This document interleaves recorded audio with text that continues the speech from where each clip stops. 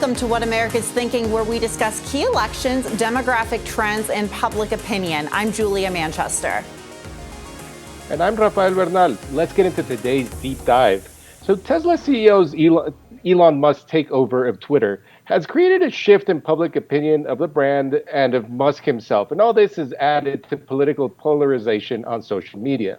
According to analysis from Morning Consult, Twitter's net favorability among Democrats dropped 23.6 points from net plus 20.4 percentage points in January 2022 to negative 3.2 points in November of 2022.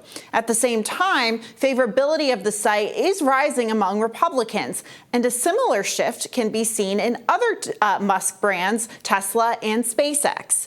Jordan Marlatt is the deputy team leader and tech analyst, at Morning Consult. He joins us now to discuss. Welcome, Jordan.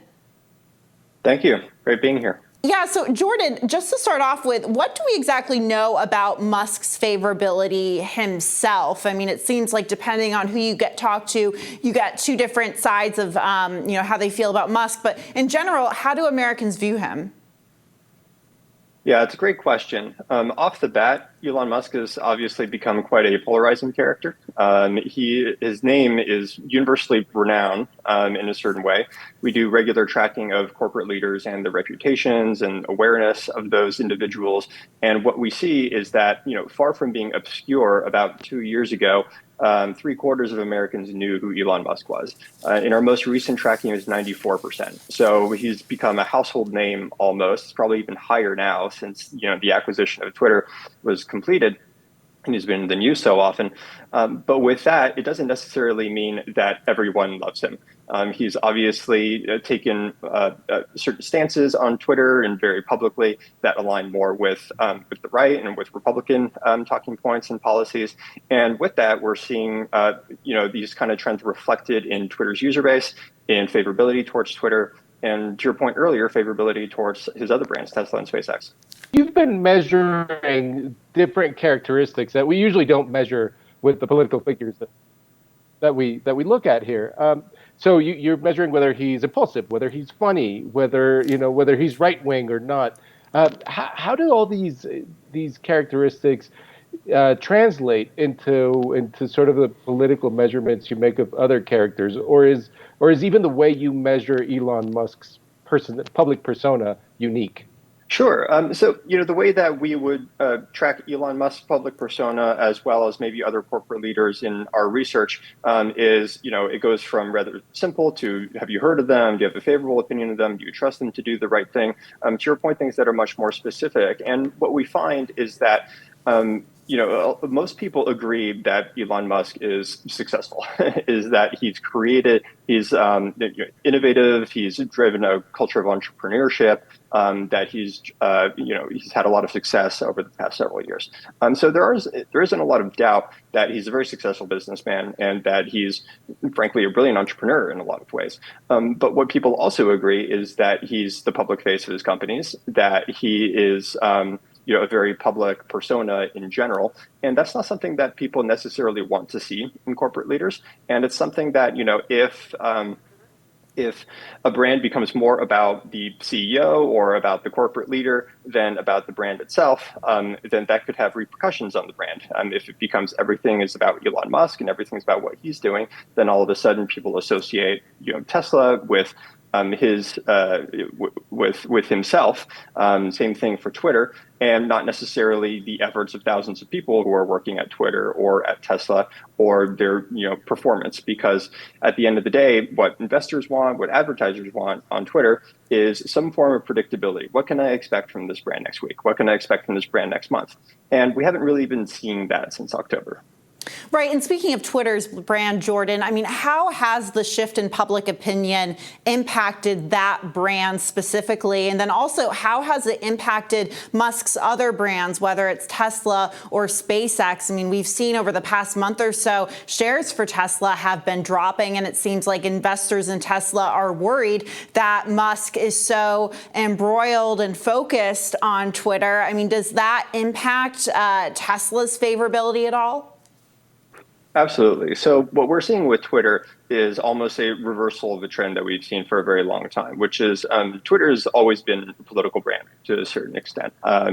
It's obviously used as a platform to communicate policies, to follow what politicians are doing. A lot of political discussion has always been on the platform.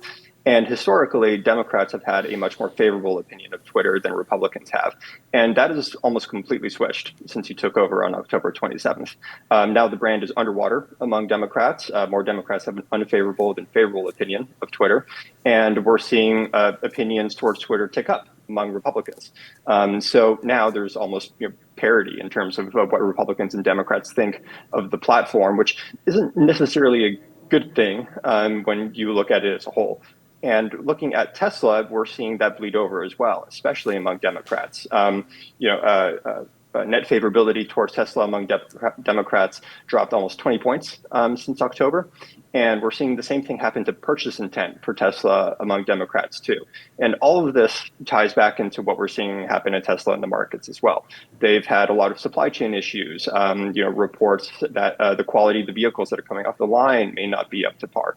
And they're also facing so much more competition in the EV market than they have in prior years.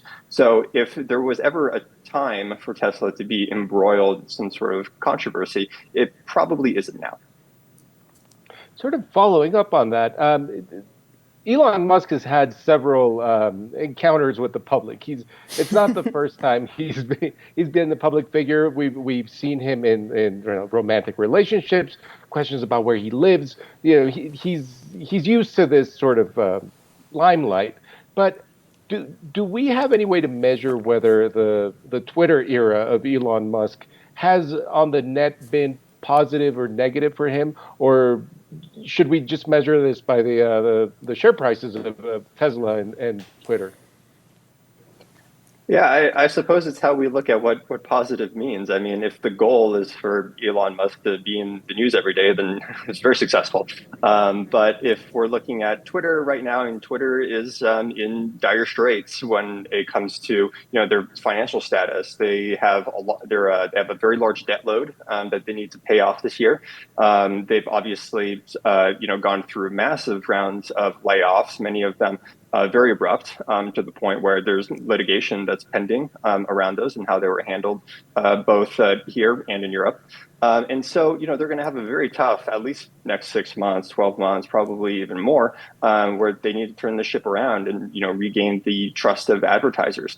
And Tesla is probably the more worrying concern if we're looking at kind of the financial situation of the Musk brands right now, because their stock price is obviously completely has taken a nosedive, and that's due to so many factors. But where this conversation around like what Elon Musk himself is doing and who he is and how it's impacting it kind of ties into the stock price, what's happening in the markets, is the allure of Elon Musk as this brilliant entrepreneur, as this person who's very innovative. Like, is this disappearing? Is this going away?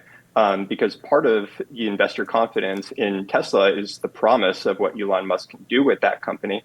And if they don't have that confidence anymore, then we can expect Tesla's stock price to be much more in line with other automakers. And have we seen a shift in public opinion and a brand like we're seeing, in Twitter and other social media companies or other brands broadly?